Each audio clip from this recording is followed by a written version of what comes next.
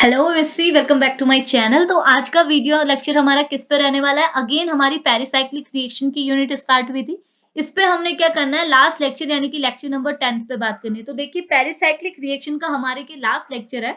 अगर कोई topic skip हो गया होगा तो आप मुझे मैसेज कर सकते हैं, ठीक है, हम उस पर भी लेक्चर कर लेंगे। तो ये हमारा 10th लेक्चर है, ओके। और इस 10th लेक्चर पे हमने क्या बात करनी है, तो बात तो हमने सेम चीज पे करनी है, यानी कि टाइप्स ऑफ पेरिसाइक्लिक रिएक्शन। तो मैंने आपको क्या बोला मोटे मोटे तौर पर कि पेरिसाइक्लिक रिएक्शंस के क्या होते हैं, तीन टाइप होते हैं। कौन कौन से?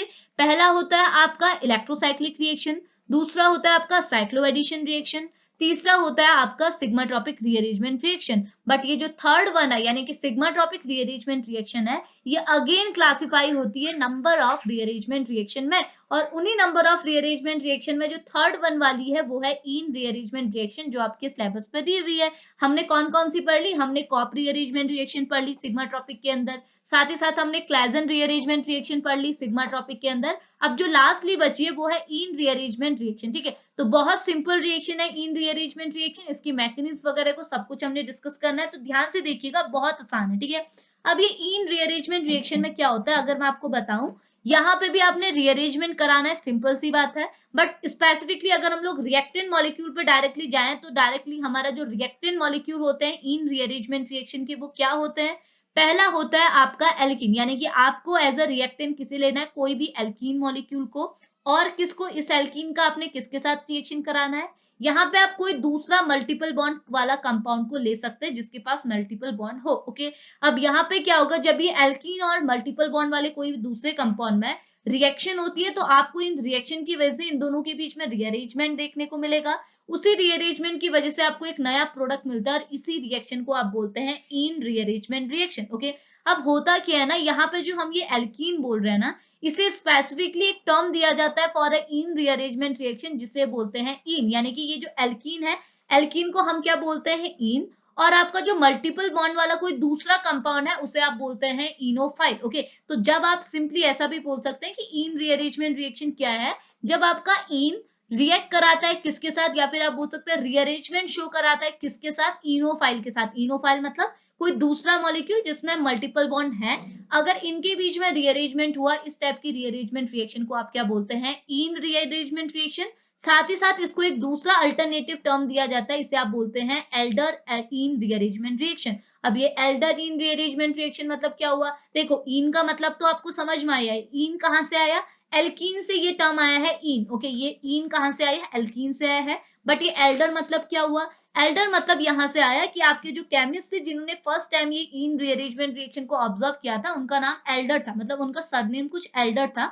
तो उन्हीं के सरनेम से ये एल्डर इन रीअरेंजमेंट रिएक्शन के फॉर्म में भी जाना जाता है, ठीक है। तो आप सिंपली क्या बोल सकते हैं कि जब आपका कोई alkene molecule, okay, alkene molecule जिसे आप क्या बोल रहे हैं रिएक्शन की टर्म में, इसे पर्टिकुलरली एक नाम दिया जाता है, आप इसे बोलते हैं इन, ओके। किससे रिएक्ट करता है? ये रिएक्ट करता है आपका कोई मल्टीपल बॉन्ड वाले कंपाउंड से, यानी कि कोई भी डबल बॉन्ड और ट्रिपल बॉन्ड वाले कंपाउंड से। इसे आप क्या रिएक्शन के वे में अगर आप इसे एक पर्टिकुलर टर्म देते हैं तो आप इसे क्या बोलते हैं? Enophile, okay. तो जब आपका इन रिएक्ट कराता है इनोफाइल से तो इनके बीच में क्या होता है? रीअरेंजमेंट। रीअरेंजमेंट की वजह से आपको एक नया रीअरेंज फॉर्म मिलता है इन दोनों का, तो इसी रिएक्शन को आप बोलते हैं इन रीअरेंजमेंट रिएक्शन, या फिर आप बोल सकते हैं एल्डर इन रीअरेंजमेंट रिएक्शन। इतनी चीज क्लियर आई? अब देखो ना, इस रीअरेंजमेंट रिएक्शन में भी आपने सेम चीज करनी है जैसे आपने सिग्माट्रोपिक रीअरेंजमेंट रिएक्शन में की थी, सेम चीज वही करनी है। बट यहाँ पर को जो आपकी ये इन रीअरेंजमेंट रिएक्शन है, इसे स्पेसिफिकली एक रीअरेंजमेंट फॉर्म बोला जाता है। इससे आप बोलते हैं 1,5 सिग्माट्रोपिक रीअरेंजमेंट रिएक्शन। जैसे आपने इससे पहले पढ़ा था ना, इससे पहले क्या पढ़ा आपने? क्लाजन रीअरेंजमेंट रिएक्शन। तो मैंने आपको क्या बोला था? क्लाजन रीअरेंजमेंट रिएक्शन भी तो एक टाइप की सिग्माट्रोपिक रीअरेंजमेंट रिएक्शन है। तो उस टाइप की क्लेजन रीअरेंजमेंट रिएक्शन को आप क्या बोलते हैं? 3,3 सिग्माट्रोपिक रीअरेंजमेंट रिएक्शन। और उसी की तरह आपकी इन रीअरेंजमेंट रिएक्शन को आप क्या बोलते हैं? 1,5 सिग्माट्रोपिक रीअरेंजमेंट रिएक्शन, ओके। अब देखो ये थ्योरी लिखी हुई है, हमने क्या क्या किया वही चीज आप पढ़ सकते हैं। मैं आपको डायरेक्टली लेके चल रही हूँ आगे, कुछ एग्जाम्पल शो करा रही हूँ इन रिएक्शन के, तो आप देखो अब आपको सारी चीजें क्लियर हो जाएंगी, ठीक है। कहाँ से क्लियर होंगी? आप यहाँ पे देखो, ये वाला जो रिएक्टेंट मॉलिक्यूल है इसे आप क्या बोलते हैं? ये है आपका एल्कीन, ठीक है। आप देख सकते हैं ये आपका एल्कीन है। एल्कीन को हम क्या बोलेंगे? बोला हमने, बोला एल्कीन को बोलेंगे इन, ओके। इसको हम टर्मिनोलॉजी दे रहे हैं इन की, ओके। इसके साथ जो हमारा दूसरा कंपाउंड है, ये कंपाउंड हमारा कोई भी मल्टीपल बॉन्ड वाला कंपाउंड हो सकता है, इट में भी डबल बॉन्ड वाला, इट में भी ट्रिपल बॉन्ड वाला, ओके। और इसे हम क्या टर्म देंगे, इसे हम बोलते हैं इनोफाइल, ओके। तो जब हमारा इन और इनोफाइल के बीच में रिएक्शन होती है, रिएक्शन भी कैसी, एक टाइप की रीअरेंजमेंट रिएक्शन, तो आफ्टर रीअरेंजमेंट हमको जो प्रोडक्ट मिलते हैं इसी को बोलते हैं इन रीअरेंजमेंट रिएक्शन। तो कैसे मिले प्रोडक्ट, तो देखो कितना आसान है। आपने भी यहाँ पर कुछ सिग्मा ट्रॉपिक रीअरेंजमेंट रिएक्शन करानी है, सिग्मा ट्रॉपिक क्या है, आपने बस अपने सिग्मा बॉन्ड को शिफ्ट कराना है, ठीक है। तो क्या होगा, देखो यहाँ पर क्या हुआ, यहाँ पर ये हुआ कि आपका जो ये डबल बॉन्ड था, आपने इसे कहाँ शिफ्ट किया, सबसे पहले यहाँ शिफ्ट किया, इतनी चीज समझ में आई। उसके बाद आपने क्या किया, यहाँ पे भी आपका डबल बॉन्ड है, इसे आपने कहाँ शिफ्ट किया, यहाँ पे शिफ्ट किया। तो देखो आपको क्या देखने को मिला, आपको ये देखने को मिला, आपका ये आर है, ठीक हो गया। इसके साथ यहाँ पर सिंगल बॉन्ड था, अब ये किस में कन्वर्ट हो गया, डबल बॉन्ड में, क्योंकि आपने इस बॉन्ड को कहाँ शिफ्ट किया, यहाँ पे, ये पाई इलेक्ट्रॉन को कहाँ शिफ्ट किया, यहाँ पे। तो देखो यहाँ पे डबल बॉन्ड, यहाँ पे सिंगल बॉन्ड। अब इसके एडजेसेंट में एक और बॉन्ड बना, कैसे, आपने इस पाई बॉन्ड को यहाँ बॉन्डिंग में इन्वॉल्व कर दिया, तो ये सिग्मा बॉन्ड बना। और उसके एडजेसेंट में भी अगेन सिग्मा बॉन्ड, क्योंकि ये अब सिंगल रह गया। उसके साथ साथ इथाइल क्या है ये, और उसी के साथ साथ क्या है आपका COMe वाला ग्रुप आपने यहाँ पर को ऐड कर दिया। तो देखो आपका रिएक्शन बनी, तो ये रीअरेंज प्रोडक्ट ही तो बना। अब देखो ये यहाँ पर को क्या है, दो टाइप के आपके प्रोडक्ट बने हुए हैं, ठीक है, दो पोजीशन में बने हुए हैं। कैसे बने हुए हैं, तो आप यहाँ पे देखो, ये बोल रहा है कि अगर आपने जो अटैच करा है, अगर आप इससे यहाँ पे अप्रोच करा रहे हैं तो आपको कुछ ऐसा प्रोडक्ट मिलेगा। अगर आप इससे यहां से अप्रोच कराना चाह रहे हैं, यहां से अप्रोच कराना चाह रहे हैं, तो आपको कुछ ऐसा प्रोडक्ट मिलेगा। तो यहाँ आपको दो फॉर्म मिलते हैं, जैसे आपने इससे पहले एंट्राफेस और सुप्राफेस वाला पढ़ा था, वही चीज है। आपने अप्रोच कहां से कराया, डायरेक्टली ऐसे अप्रोच कराया, तो ये प्रोडक्ट मिला। अगर डायरेक्टली ऐसे अप्रोच कराया, तो ये दो टाइप के प्रोडक्ट आपको यहाँ पर को मिल सकते हैं, सुप्रा और एंट्रा वाले। इतनी चीज क्लियर आई। और रिएक्शन कंडीशन क्या है, ये रिएक्शन भी आपकी थर्मली प्रोसीड होगी, फोटोकेमिकली आप इसे प्रोसीड नहीं कर सकते। और ये रिएक्शन को कंप्लीट होने के लिए और एटलीस्ट आपको क्या है 50 आवर्स तो देने ही पड़ेंगे, और ये होती है आपकी इन रीअरेंजमेंट रिएक्शन, ओके। आपका अगला एग्जाम्पल क्या है, ठीक है, अगले एग्जाम्पल पे भी आपने सेम चीज करनी है। देखो आपके पास क्या है, ईन वाला कंपाउंड, यानी कि एल्कीन टाइप का कंपाउंड, जिसे आप क्या टर्मिनोलॉजी देंगे, ईन बोलेंगे जिसे आप, ओके। उसके नेक्स्ट में क्या आपने किससे रिएक्शन करानी, यहाँ आपकी मल्टीपल बॉन्ड वाला कंपाउंड है, और इस मल्टीपल बॉन्ड वाले कंपाउंड को आप क्या बोलते हैं, इनोफाइल, ओके। अब इन दोनों के बीच में रिएक्शन होगी, वो भी कैसी रिएक्शन, रीअरेंजमेंट रिएक्शन। तो आपने इन दोनों के बीच में रीअरेंजमेंट कराना है। कैसे होगा, बहुत आसान है। सबसे पहले आप क्या करेंगे, इस मल्टीपल बॉन्ड को शिफ्ट करेंगे इस पोजीशन में, यानी कि उसके एडजेसेंट पोजीशन में। यहाँ पे भी पाई है, तो आप इसको इसकी एडजेसेंट पोजीशन पे शिफ्ट कीजिए, तो क्या बनेगा आप खुद देख लीजिए। यहाँ पे CH2 होने के बजाय मैं इसे कार्बन बोल सकती हूँ, ये मेरा एक कार्बन है, ठीक है। अब इस कार्बन के एडजेसेंट पोजीशन पे डबल बॉन्ड, तो देखो ये आपकी साइक्लिक हेक्सा वाली रिंग थी, आपने इसके इस पोजीशन में क्या लगा दिया, डबल बॉन्ड। बट यहाँ पर सिंगल बॉन्ड, यानी कि ये CH2 वाला पोर्शन है, ओके, ये हो गया कार्बन, इसके साथ दो हाइड्रोजन ऐसे, ओके।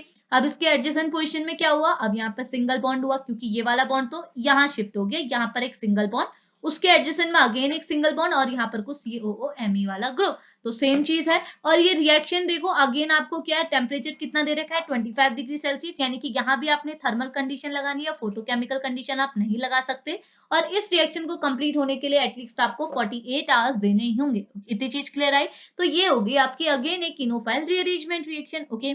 अब देखो दो चार पॉइंट आपको यहाँ पे भी डिस्कस करा है। ये पॉइंट आपको क्या बोल रहे हैं, देखो ये बोल रहा है कि electron withdrawing group at a enophile and the electron donating group at the in favour the reaction. ये बोल रहा है कि अगर आपने क्या कर दिया अपने सॉरी, अगर आपने अपने इनोफाइल में, अगर आपके पास जो ये इनोफाइल गिवन है ये वाले ग्रुप में, यहाँ पर अगर आपने इलेक्ट्रॉन विड्रॉइंग ग्रुप ऐड कर दिया, और आप देख सकते हैं आपने इलेक्ट्रॉन विड्रॉइंग ग्रुप ही लगाया, COMe क्या है, एक टाइप का इलेक्ट्रॉन विड्रॉइंग ग्रुप है।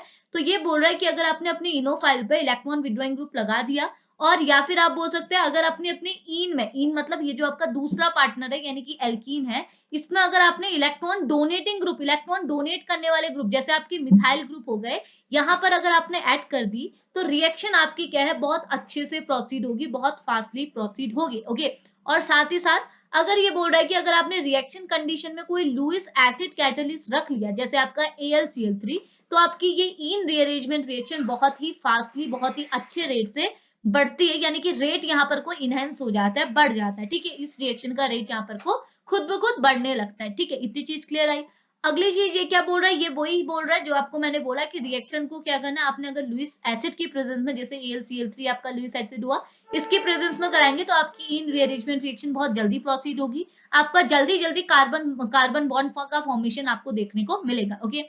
अब क्या बोल रखा है, एक और चीज यहाँ पर लगाई हुई है, ये बोल रहा है कि अगर आपने इन रीअरेंजमेंट रिएक्शन पे अगर आप ये दोनों एग्जांपल ध्यान से देख रहे होंगे तो आपने यहाँ पे देखा होगा हम लोग क्या है, यहाँ पर एक हाइड्रोजन एटम को रिप्रेजेंट कर रहे हैं बार बार। यहाँ पे जो आपका इन है, यानी कि ये जो डबल बॉन्ड वाला कंपाउंड है, ये जो डबल बॉन्ड नहीं बोलना चाहिए, मल्टीपल बॉन्ड नहीं, ये जो आपका एल्कीन है, क्योंकि ये एल्कीन की बात कर रहा है, आयन की बात नहीं कर रहा। तो ये बोल रहा है यहाँ पे जो ये डबल बॉन्ड है, इसके एडजेसेंट पोजीशन में जो कार्बन है उसको हम लोग हाइड्रोजन पे यहाँ पर को बात कर रहे हैं। हमने यहाँ भी हाइड्रोजन दिखाया, यहाँ भी हाइड्रोजन दिखाया, ओके। तो ये बोल रहा है कि अगर हमने यही एल्कीन ली बट यहाँ पर हाइड्रोजन के बदले कोई दूसरा मेटल हमने प्लेस कर दिया, जैसे मैग्नीशियम, निकल, पीडी, कोई भी आपने कोई भी मेटल यहाँ पर को प्लेस कर दिया हाइड्रोजन के बदले, ओके, तो क्या होगा? तो ये बोल रहा है कि यहाँ पे भी आपकी रिएक्शन प्रोसीड हो सकती है। ऐसा नहीं कि यहाँ पर अगर मैंने देखो सेम चीज है, ये देखो ये आपका एक मल्टीपल बॉन्ड वाला कंपाउंड है, ये आपका एक एल्कीन वाला कंपाउंड है, अगेन इनके बीच में रीअरेंजमेंट किया। रीअरेंजमेंट कैसे किया? आपने देखो यहाँ पर रीअरेंजमेंट कुछ इस टाइप का हुआ, आपने इसको नीचे शिफ्ट कर दिया, इसे ऊपर शिफ्ट कर दिया, इसे यहाँ शिफ्ट कर दिया, तो आपका कुछ बॉन्ड ऐसे यहाँ पर को बॉन्ड का फॉर्मेशन देखने को मिला। समझ में आ रहा कैसे किया आपने? ये है, ये ठीक है, यहाँ पर मेटल आपने क्या किया, इस बॉन्ड को यहाँ शिफ्ट किया, जिसकी वजह से क्या हुआ, ऐसे बॉन्ड बना, एक देखो एक बॉन्ड ऐसे बना, ठीक है, और इसको आपने क्या शिफ्ट कर दिया यहाँ पे, जिसकी वजह से आपको एक ऐसा बॉन्ड देखने को मिला, ये ऐसा बॉन्ड देखने को मिला। और आपने क्या कर दिया, यहाँ से एक बॉन्ड को तोड़ दिया, इस वाले बॉन्ड को, मैं इसको इरेज करूंगी तो ये पूरा सिस्टम इरेज हो जाएगा, मालूम था मुझे। तो ये देखो ये कुछ ऐसा हुआ, यहाँ से आपने बॉन्ड को क्लीव किया, तो उस बॉन्ड को कहाँ शिफ्ट किया, नीचे की और ऐसे शिफ्ट, तो ये आपको प्रोडक्ट मिला, तो वही तो हमने दिखाया। तो ये बोल रहा है कि अगर आपने हाइड्रोजन की प्लेस पे अपने इन वाले मॉलिक्यूल में, एल्कीन वाले मॉलिक्यूल में हाइड्रोजन की प्लेस पे कोई दूसरा मेटल भी प्लेस कर दिया, इन सारे में से कोई भी एक मेटल प्लेस कर दिया, फिर भी आपकी इन रीअरेंजमेंट रिएक्शन प्रोसीड होगी। बट इस टाइप की इन रीअरेंजमेंट रिएक्शन को क्या बोलते हैं? मेटला इन रिएक्शन। इसे आप बोलते हैं मेटला इन रीअरेंजमेंट रिएक्शन, ना कि सिंपल रीअरेंजमेंट रिएक्शन, ओके। तो ये वाली जो रिएक्शन होगी इसे आप पर्टिकुलरली क्या टर्म देंगे? मेटला इन रीअरेंजमेंट रिएक्शन। इतनी चीज क्लियर आई? तो बस इतना ही तो पढ़ना है आपने इन रीअरेंजमेंट रिएक्शन में, ज्यादा कुछ डिस्कस करने के लिए है नहीं एमएससी लेवल पे। तो आपसे क्या है, सिर्फ शॉर्ट नोट पूछे जाते हैं, इस पर ज्यादा कुछ नहीं पूछते। तो शॉर्ट नोट पूछेंगे तो देखो इतने आसानी से शॉर्ट नोट लिख सकते हैं, कितना इजी एग्जांपल्स और कितना सिंपल आपका मटेरियल है। थ्योरी मटेरियल भी बहुत इजी है, ओके। तो थ्योरी मटेरियल मैं आपको शेयर कर दूंगी। तो यहाँ पे हमारी पेरिसाइक्लिक की यूनिट फिनिश होती है। अगर आपके पास कोई एडिशनल टॉपिक हैं जो मुझे सिलेबस में नहीं मिले हैं, जो मेरे पास सिलेबस पड़ा है उसमें नहीं है, तो आप मुझे मैसेज कर सकते हैं, वो सिलेबस को भी कंप्लीट करवाएंगे, ओके। तो अभी लेक्चर को फिनिश करते हैं, मिलेंगे नेक्स्ट यूनिट के साथ, तो तब तक के लिए बाय बाय।